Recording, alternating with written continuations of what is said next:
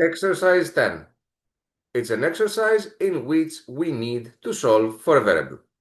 An engineer uses the equation v equals 5 over 3d to model the velocity v in meters per second of a wave where d represents the density of the medium in kilograms per cubic meter.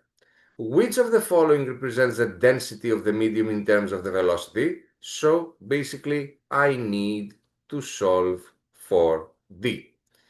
Okay, I'm going to start with the given equation and I'm going to do a cross multiplication. So v times 3d equals 5. Since I want to isolate d by itself, I will have to get rid of v times 3. To do so, I will divide both sides by it. So both the left side and the right side should be divided by v times 3. This will simplify those on the left side and we will get d, which is what we wanted.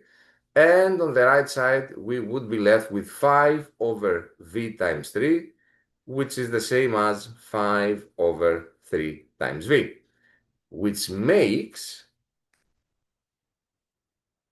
answer B the right one for this exercise.